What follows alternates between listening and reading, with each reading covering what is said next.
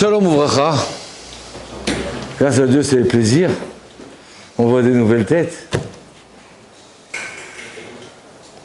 Alors, Rosh Hashanah, Elul.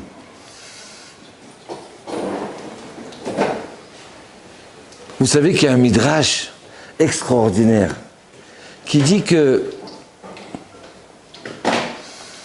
Yaakov et Esav, ils se sont divisés l'année entre deux. Il y a 3 mois qui appartiennent à Esav. Tammuz, Av et Elul. Le mois d'Elul, le mois de Av et de Tammuz, ils appartiennent à Esav. Yaakov, il a commencé à pleurer. Mais alors, si le mois d'Elul, il appartient à Esav, comment on va rentrer à Rosh Hashanah? Comment les enfants d'Israël ils vont rentrer à Rosh Hashanah? On ne peut pas arriver comme ça. Allez, garde à vous. Il faut se préparer. Il faut s'habiller. Il faut se laver, se préparer psychiquement. Et alors Hachem, alors Yaakov Avinu, il a prié, il a pleuré, il a travaillé. Il a passé des souffrances et des épreuves. Et pour demander à Hachem, donne-moi le mois d'Elul. Il faut que l'homme Israël se prépare. Comme ça, il ramène le Chida et dit, voilà, grâce à Dieu, Yaakov Avinu, il a attrapé le mois d'Elul. Il a donné à Israël, aux enfants d'Israël. Sans ça, on était foutus. Sans mois d'Elul. Comment on peut arriver au jour du jugement si on ne s'est pas préparé? Bémet. Comment là, le juge il arrive alors, qu'est-ce que ça veut dire? Attendez 2 secondes, j'ai réfléchi. Quoi réfléchi? Mais tu n'as pas honte? Ça fait des mois, je t'ai averti que c'était le jour du jugement aujourd'hui. Et tu me dis, je réfléchis? Allez, disqualifié dehors. Chas v'shalom. Vous voyez comme ça, le jour du jugement disqualifié? Foutu, repartir tout. Et disqualifié pourquoi? Pour 1 an encore? Non, c'est pas possible. Donc, Bechasdé Hachem, grâce à Dieu, Yaakov Avinu. Yaakov, c'est Israël. Yaakov, c'est nous. Ça veut dire quoi? Ça veut dire que chaque année, Esav, il veut reprendre le mois de Elul. C'est pas pour rien que le mois d'Elul, il est au mois d'août. Hein? Quelqu'un m'a dit, je sais pas comment faire cette année. On va rentrer le 30 août. 30 août, 1er septembre, c'est quelques jours avant Rosh Hashanah. Avant, c'était au mois de septembre, ça va, on a le temps de faire des slichot, de se préparer. Mais les gens, ils vont arriver tout bronzés le jour de Rosh Hashanah. Comment ils vont arriver? Mishkenim. Ils vont déjà griller au guéhinom avant de rentrer à Rosh Hashanah. Que Dieu nous en préserve, Chasdé Hachem. Maman, que Dieu nous en préserve. Donc il y a un combat entre Yaakov et Esav, entre les forces du bien et les forces du mal, pour prendre ce mois de Elul, tellement il est kadosh. Parce que toute la préparation, toute la réussite de Rosh Hashanah, c'est dans notre préparation. Et vous savez quoi? En arrivant, j'ai dit à Hachem, donne-moi des idées, parce qu'il faut que je me réveille, il faut qu'on se réveille. Alors, d'un seul coup, je me suis dit, mais cette période, c'est la période des vendanges. Août, septembre. Pourquoi c'est la période des vendanges? Alors moi, il y a quelques années, j'ai fait du vin. J'étais tout content, j'ai amené quelqu'un qui m'a fait faire du vin, j'ai pris un truc et tout ça. Et j'arrive comme ça à Rosh Hashanah, j'ai pour boire. Mais je vois, c'est pas du vin, c'est du jus de raisin. Il me dit, mais attends, il faut qu'il se travaille. Il faut prendre quelques jours encore. On ne peut pas arriver parce qu'on a pressé du raisin, on arrive du vin tout de suite. Il y a du temps de préparation. C'est pas pour rien que sur le vent, on fait le kidouche. Parce qu'il y a plein de leçons à recevoir du vin. Le vin, il est rouge. Il représente la justice. On le met dans un verre en argent qui représente la bonté. La bonté, elle va casser la justice. Avant le verre kidouche, on met de l'eau dans le verre du kidouche. Pourquoi? Parce que l'eau, c'est le chesed, la bonté. On va casser la justice. C'est pas pour rien qu'on dit, allez, mets un peu dans ton vin. C'est vrai, tu as raison, mais mets un peu d'eau, c'est pas grave, il faut laisser couler un peu. Ce dit-on-là, cette phrase, mets un peu d'eau dans ton vin, il vient de chez nous. Ça veut dire, mets du chesed, mets de la bonté dans ton vin. Tu veux avoir du vin, il faut commencer à faire les vendanges et attendre qu'il se prépare le vin. En hébreu, qu'on dit qu'il soit tossès. Je ne sais pas comment on dit ça en français. Alors, et c'est quoi? C'est le mois d'Elul. Tu veux avoir ton vin à Rosh Hashanah? Prépare-toi. Tu veux être prêt pour Rosh Hashanah? Prépare-toi. Réveille-toi. Qu'est-ce qu'on dit pendant les sirotes? Ben Adam alecha nirdam. Bonhomme, qu'est-ce que tu fais? Tu dors. C'est pas le moment de dormir. C'est un moment de changer, de se transformer, de se préparer. Vous savez, des fois, quand une personne elle cherche la vérité, alors Hachem il aide. J'avais votre âge, il y a quelques années, il n'y a pas longtemps, non? Et bon, alors je me recherche, j'ai fait mon allié en Israël, et je me cherche. Qu'est-ce que je fais là? J'ai dit, c'est quoi, je vais aller à un cours du Rav Sofer. C'était il y a 35 ans, 40 ans de ça. Il y avait tellement de monde dans ce cours-là qu'il y avait des haut-parleurs dehors. Et puis d'un seul coup, quand j'arrive, parce que j'arrive en retard malheureusement, j'entends, il dit comme ça le haut-parleur, alors, les Bnei Israël sont sortis d'Égypte. Et toi, quand est-ce que tu vas sortir d'Égypte? Ouais, quand il a dit et toi, j'ai cru qu'il parlait à moi. J'ai eu peur. J'ai dit, mais d'où il sait que je dois me changer? D'où il sait que je dois me transformer? C'est un prophète. C'est Hachem qui lui a mis les paroles dans la bouche. Alors il lui a dit, attention, tu as le réveil, ne te rendors pas. Continue sur ta lignée. Continue dans tes efforts. Tu as déjà bougé, tu comprends où il est le vrai. Tu comprends que tout de toi, c'est des fous. Mais mec,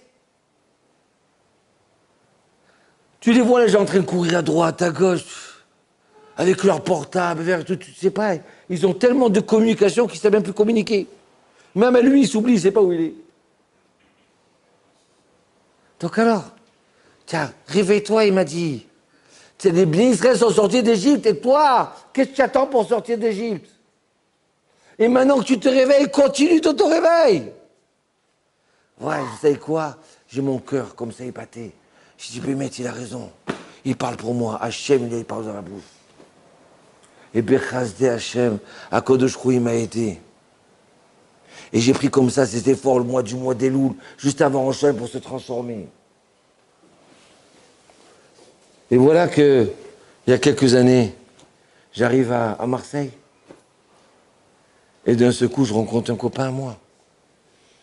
Il est tombé dans les pommes. J'ai dit, qu'est-ce qu'il y a? Il m'a dit, non, mais je suis content de te voir. D'un côté, je suis content de te voir, et d'un côté, j'ai honte. Pourquoi? Il m'a dit, parce que depuis qu'on était à l'école, il y a 40 ans, j'ai pas changé.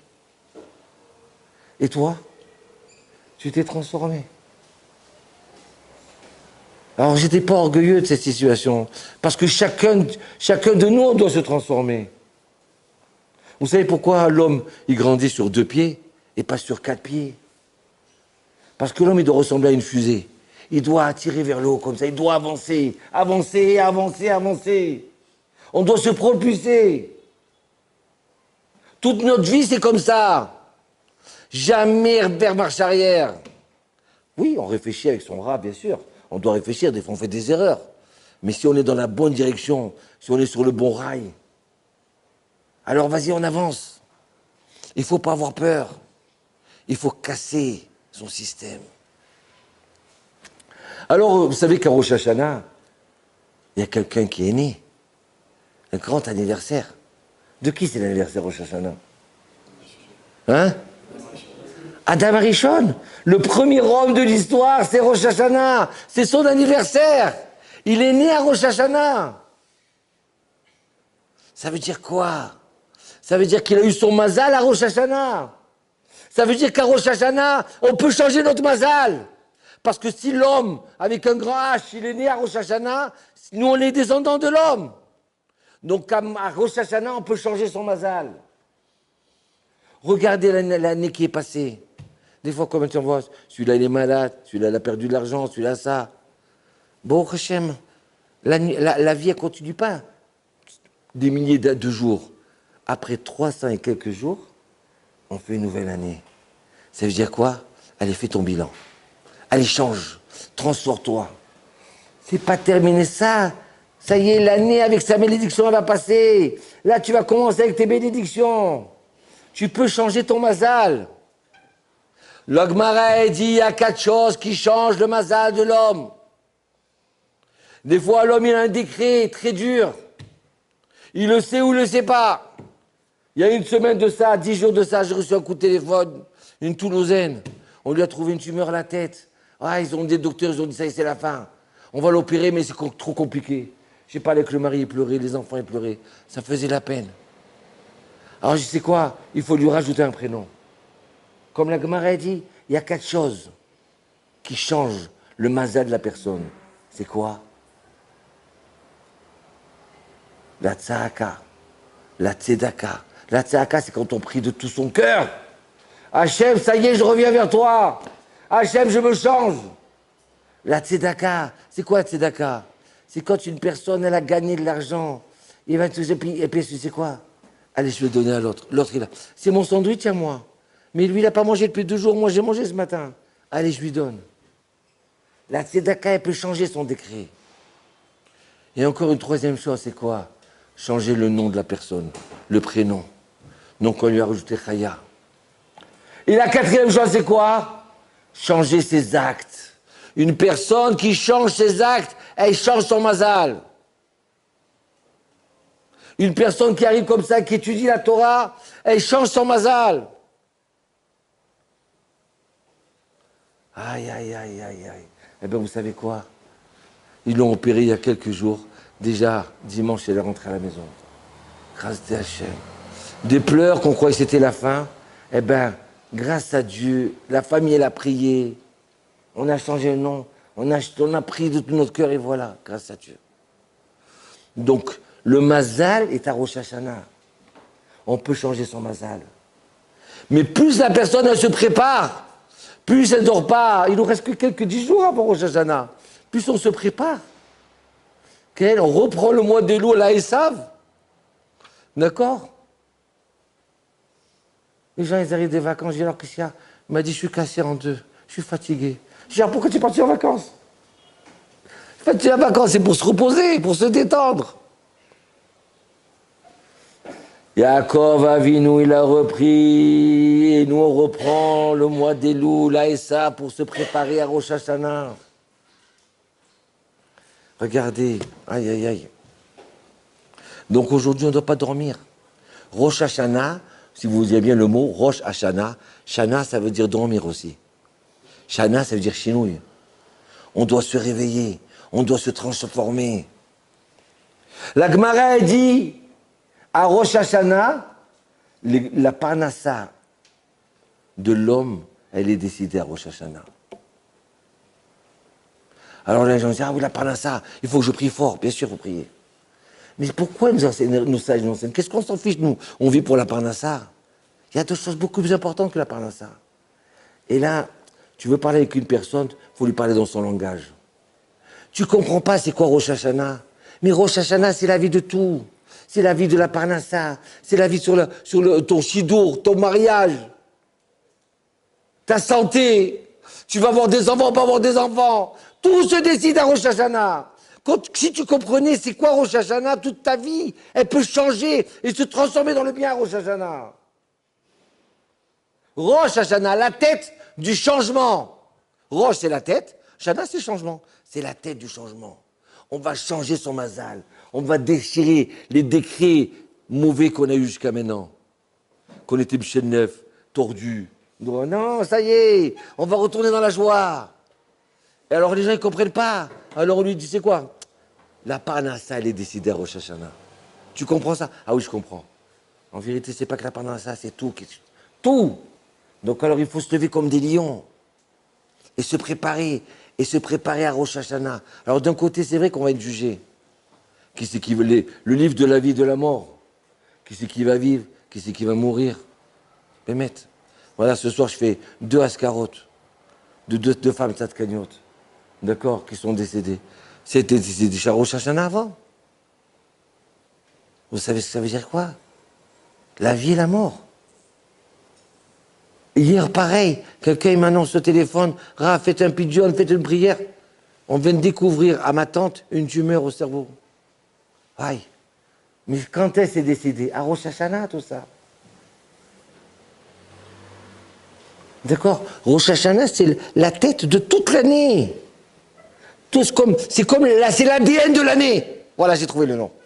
L'ADN de l'année. Donc, si on est là à Rosh Hashanah, on est là dans toute l'année. Si on arrive à changer l'ADN en bien, ADN, en fin de compte, ça fait Adon, hein, c'est le nom de Dieu, d'accord? L'ADN. Alors, si on arrive à changer l'ADN de l'année, qui est Rosh Hashanah, alors on change toute l'année. Vous voyez comment? C'est pour ça que les gens, ils arrivent à Rosh Hashanah. Ils arrivent même à Elul. On m'a raconté au Maroc que les gens, ils arrivent à Elul. Ça y est, on sentait dans l'air le mois d'Elul. Les gens, ils tremblaient. Comment? C'est le mois d'Elul. Je ne peux pas travailler plus. Je diminue ma journée. Je vais étudier. Et de l'autre côté, les Tsarédans, tu sais quoi? Allez, au mois d'Elul, on va mettre les vacances. Pourquoi les vacances au mois d'Elul? Pourquoi pas les vacances en février, en janvier, je sais moi? Pourquoi mettre 2 mois de vacances d'Avka cette période-là? Pourquoi? C'est pour nous empêcher de préparer Rosh Hashanah. Et nous, on doit faire le contraire. Maintenant, on va se préparer. Maintenant, on va gagner.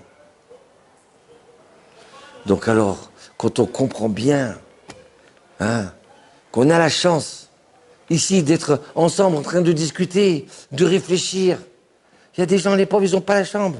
Ils n'ont pas cette chance-là. Ils sont en train de rigoler au bord de la plage. Ils ont le droit. Il ne faut pas s'oublier. La pire des choses, c'est s'oublier. Ils reviennent après, quelqu'un m'a dit, j'étais en France il y a 2 ans de ça, après Kippour. Il me dit, excusez-moi, c'est quand Kippour? J'ai dit, excusez-moi, c'était il y a 3 jours. Comment c'était il y a 3 jours? Mais personne ne m'a dit.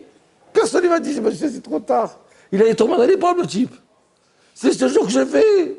Comment je fais, monsieur le rabbin? Comment je fais? C'était il y a 3 jours. Comment je fais? Il n'y a pas un autre Kippour? J'ai dit, non, il n'y a pas un autre Kippour.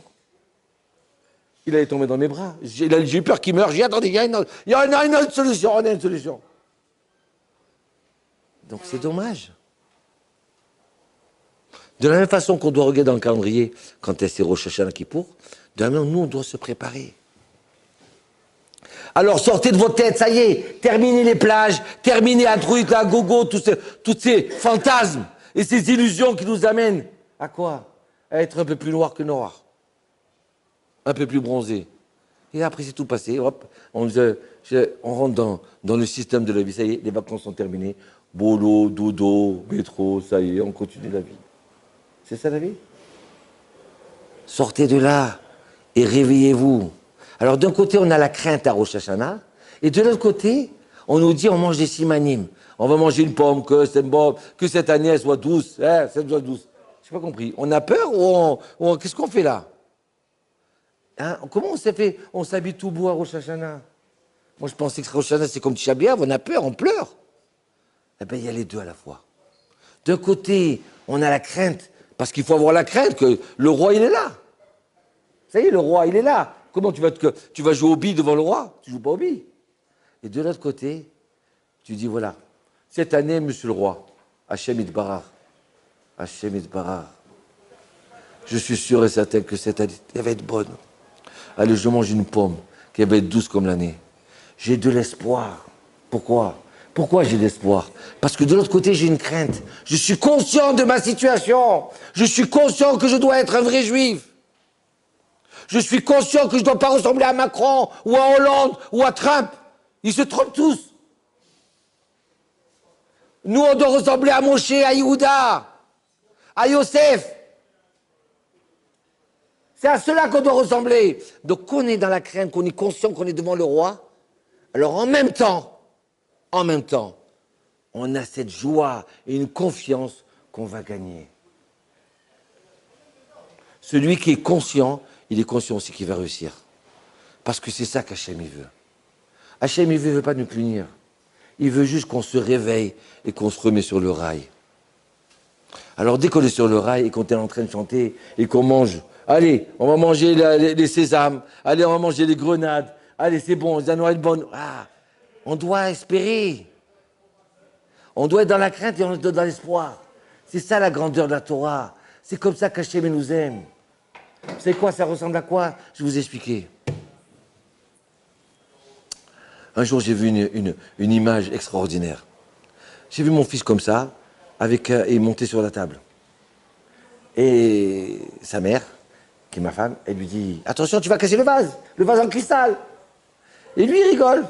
Et voilà qu'en bougeant, il descend de la table et il casse le vase en cristal. Le boum, il a tellement eu peur, il a couru vers les mamans, vers sa mère. Quand j'ai vu ça, j'ai dit, ouais, comme c'est merveilleux. Il a fait la plus grosse bêtise de sa vie. Il a cassé le cristal, on lui a dit non. Et c'est quoi quand il a peur, qu'est-ce qu'il fait? Il court vers sa mère. Eh bien, nous aussi, c'est pareil. On a fauté toute l'année. On a pleuré sur des choses qu'on ne devait pas pleurer. On s'est créé, ah, j'en ai marre, et j'ai eu ça, et je croyais que celui-là était fâché avec moi, il n'est pas fâché en fait de compte. Mais en fait de compte, c'est moi qui ai fait une erreur, c'est pas lui qui a fait l'erreur. C'est moi qui lui ai fait du mal, et je crois que c'est lui qui m'a fait du mal. On rentre dans des discussions, des marloquettes. On laisse pas couler. Des fois, il faut pas rester en arrière. Il faut avancer. Tu as vu ce qu'il m'a dit, le type, là, il y a 10 ans de ça? Il reste comme ça, des fois. Mehmet, il y a une fois quelqu'un, ils se sont vus, et il n'a pas été invité au mariage. Il m'a dit, ça fait 10 ans qu'on est fâché. J'ai dit, pourquoi? Il ne m'a pas invité au mariage. 10 ans fâché parce qu'il ne t'a pas invité au mariage? Mais tu es fou, toi. Il y a des fois, des gens, ils se disputent sur des problèmes. Ça y est, mais c'est vieux. Ça, c'est en jeté dans le grenier, ça. Comment tu peux rester derrière? Oui, mon patron, il m'a jeté de mon travail. Mais c'est normal, il veut changer de personne, c'est pas grave. Mais je lui en veux jusqu'à maintenant. Mais passe, cool, avance. Alors, on a fauté dans l'année. Eh bien, qu'est-ce qu'on fait? On s'aperçoit maintenant, ouais, mais qu'est-ce que j'ai fait cette année? Mais où j'étais? Mais j'ai tout cassé. Et alors, dans cette peur-là, qu'est-ce qu'on fait? On va dans les bras de notre grand-papa ou notre maman, la Shrina. On va dans les bras d'Hachem. On va dans les bras du roi. On va à Rosh Hashanah et on rentre parce qu'on n'a pas où se sauver. Même cette image extraordinaire. D'un côté, on a tout cassé, et de revient, même si on a tout cassé, on revient chez Hachem. Hachem, il n'y a que toi qui peux m'aider. Hachem, c'est toi le roi d'Israël. C'est toi le roi de l'humanité, le roi des rois. Vous comprenez pourquoi il faut qu'on se réveille. Aïe, aïe, aïe, aïe, aïe, aïe, aïe. Alors, le chauffard, on a dit beaucoup de choses sur le chauffard. Mais j'ai une idée. Encore une autre chose. J'étais au Kotel. Il y avait plein de monde au Slichot, on avait organisé au Slichot au Kotel. Et puis d'un seul coup, je vois un guide avec un drapeau. Pour dire, venez tous, il y avait tellement de monde, oh, je suis là, venez à côté de moi. Il y en avait un autre, il avait une trompette. Toutou, il est là, on se reçoit. J'ai dit, ouais, c'est ça aussi un symbole du chauffard. Toute l'année, on s'est perdu, à droite, à gauche. D'accord? De ce coup, le chauffard, il sonne pour nous dire, ça y est, ne restez pas où vous êtes. Allez, revenez, c'est Rosh Hashanah. Revenez, je suis là, Hachem, il dit. C'est moi le roi des rois. Ne restez pas là-bas, à Ibiza, à droite, à gauche. Revenez, à Tahiti, revenez, rentre dans la maison, c'est ça qui est vrai, il n'y a que ça qui est vrai. Il n'y a que ça qui est pur et ça qui est kadosh. Il n'y a que ça qui va sauver ta vie. Le chauffard, il est là pour nous réveiller. Pas nous réveiller pour dire, ne reste pas où tu es, reviens. C'est là, la station là où on doit être. C'est à Rosh Hashanah. Et bien, en 1930, il y avait un philosophe.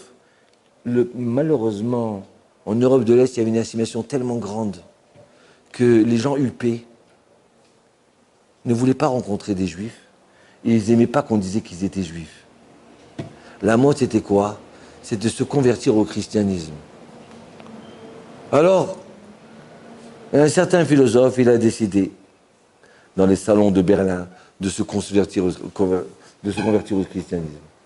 Mais il a dit, avant ça, je vais dire à ma mère. Il rentre comme ça, dans la Pologne. Sa mère, c'est une vraie juive, ça déquête. Et il dit, maman, j'ai quelque chose à te dire. Quoi? Je vais me convertir. Elle est tombée dans les pommes. Comment c'est possible? Non, mon fils, je ne peux plus te voir. Mais j'ai réfléchi, maman. Tu n'as pas à réfléchir. Chez nous, on ne réfléchit pas. On est dans une route, on ne change pas de route. C'est une route qui est vraie depuis 2000 ans. Qu'est-ce qui va? Parce qu'il y a des ismes, des communistes, des régimes. C'est quoi ça? C'est tout nouveau. Nous, on est depuis longtemps, on existe. Ça fait 4000 ans qu'on existe. Mon cher Rabbeinu, il les a passés tout cela. Alors il dit, c'est quoi, regarde, je vais essayer une chose. À Rosh Hashanah, je vais à la synagogue. Et le lendemain, je déciderai. Et voilà que il rentre à Rosh Hashanah, et à ce moment-là, il entend le chauffard. Tout son corps, il s'est mis à trembler. Il a dit, maintenant, je ne bouge pas. Le chauffard, c'est pour nous réveiller. Il n'y a pas de parole, il n'y a pas besoin de discours. Il faut retrouver le émettre, la vérité. Alors à ce moment-là, il a dit à son cousin qui s'était déjà converti, non, je ne me convertis pas. Je reste chez moi à la maison. Je reste dans la Torah. Je reste dans le judaïsme. Aïe, aïe, aïe. Écoutez bien.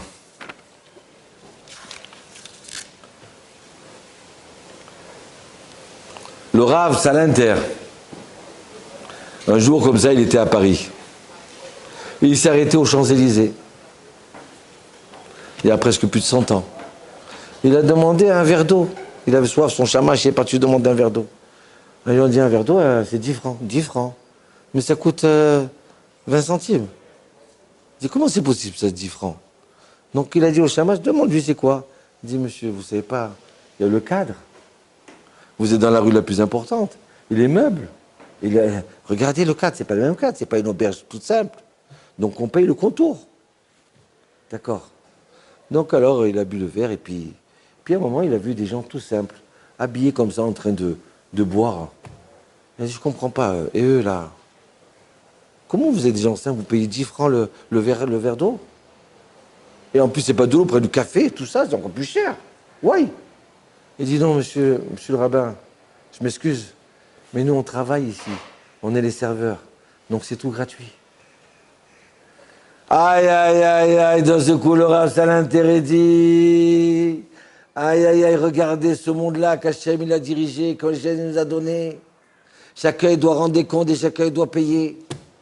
Avant ceux qui sont laissés au service d'Hachem, Idbarach, ceux qui travaillent pour Hachem, ceux qui étudient la Torah pour le peuple d'Israël, ceux qui sont là pour faire des mitzvot, ils font des chassadim, toutes sortes de chassadim. D'accord?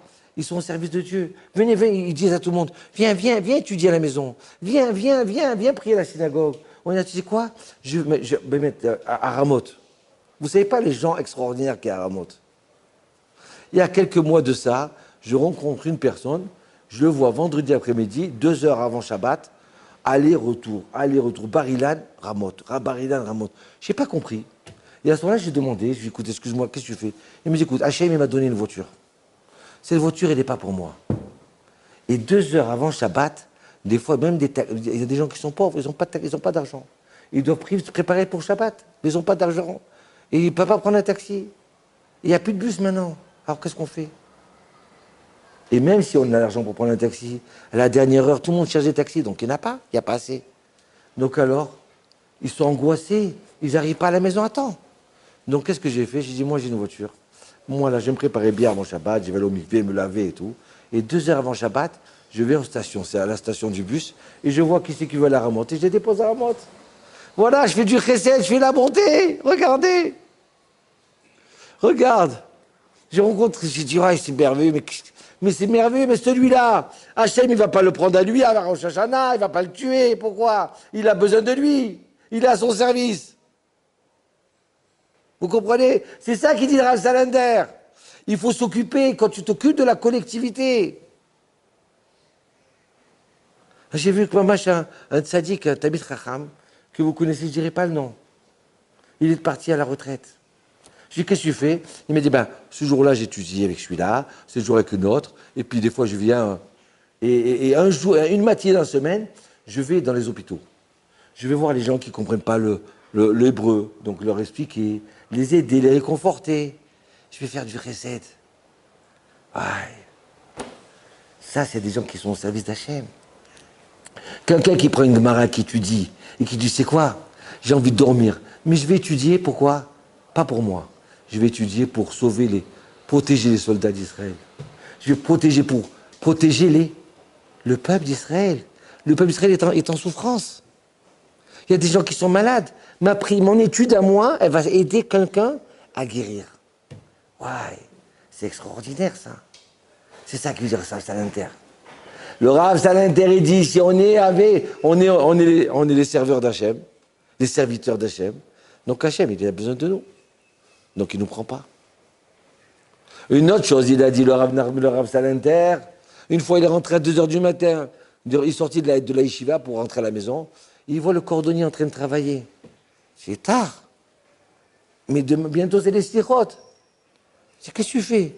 Alors il dit au cordonnier, qu'est-ce que tu fais là? Il est tard. Il dit oui, je sais, je vais me mettre à dormir. Mais il reste encore un peu de lumière.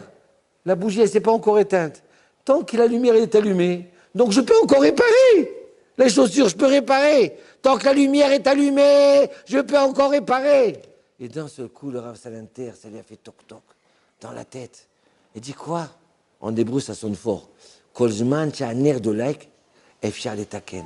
Tant que la lumière est allumée, je peux encore réparer. Ça veut dire quoi? J'ai tout fauté, j'ai tout esquinté, mais je suis encore vivant. Je peux encore faire tchouva, je peux encore réparer, je peux encore faire du bien. Alors on n'a pas à désespérer. C'est pour ça qu'à Rosh Hashanah, on est aussi joyeux. Il n'y a pas de Zman Simchatenu comme à Sukkot, ou comme à Pessah ou à Shavuot. Mais on n'a pas le droit d'être triste. On doit être craintif, et on doit être aussi en espérance, à la fois les deux. Alors je voudrais vous raconter maintenant une histoire. Une histoire pour essayer de comprendre Elul les Rosh Hashanah. Il y avait une femme, une orpheline qui a vécu chez un rabbin. Et elle a prié tout Rosh Hashanah, qui pour chez lui et tout ça. Et voilà qu'un jour elle s'est mariée. 1 an, elle n'a pas d'enfant, 2 ans, 3 ans, 10 ans. Au bout de 10 ans, elle a appelé le Rav, 8 ans, au bout de 8 ans. L'histoire vraie. Elle a appelé le Rav, dit Rav, est-ce que je peux venir? J'ai pas d'enfant, je voudrais passer Rosh Hashanah chez vous, avec mon mari. Il dit bien sûr. Alors elle va à l'Ezrat Nashim. Et vous savez que le jour de Rosh Hashanah, la Haftara, c'est la Haftara de Chana. La Haftara de Chana, Chana c'est une femme, c'est la maman de Shmuel, Shmuel Hanavi, le prophète Samuel, qui est là, à côté de chez nous. Ça vaut le coup d'aller prier et pleurer sur la tombe de Shmuel, et Chana aussi est enterré là-bas.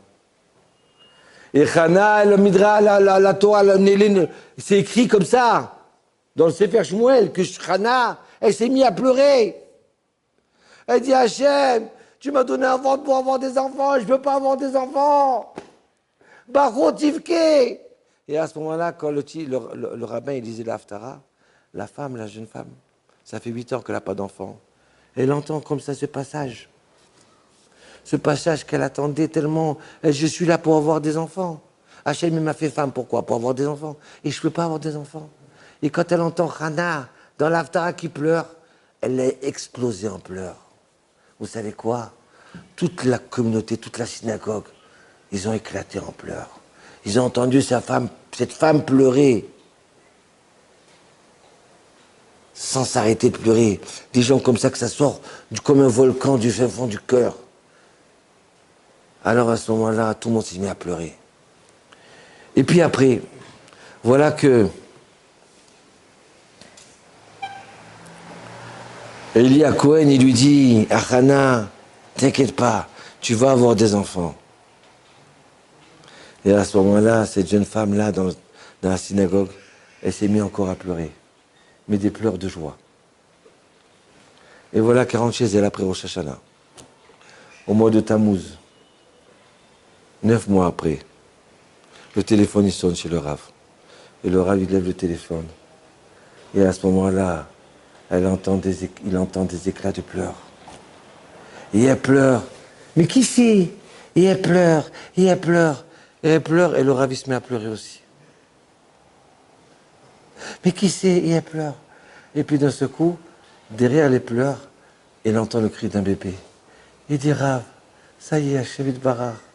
Hachem m'a écouté à Rosh Hashanah. J'ai eu un garçon. Ça y est, j'ai eu un garçon. Hachem m'a écouté à Rosh Hashanah. À Rosh Hashanah, nos sages ils nous disent que Sarah elle est tombée enceinte, que Hana elle est tombée enceinte, que Rachel elle est tombée enceinte, que Léa est tombée. Ils sont tous tombés enceintes. Ça veut dire quoi? Tout est décisif pour nous. Voilà. Donc il raconte que ce Rosh Hashanah là, on dit voilà, on est Hachem, on revient chez toi.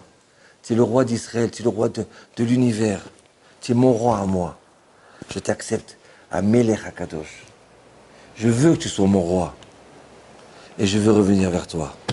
Shalom.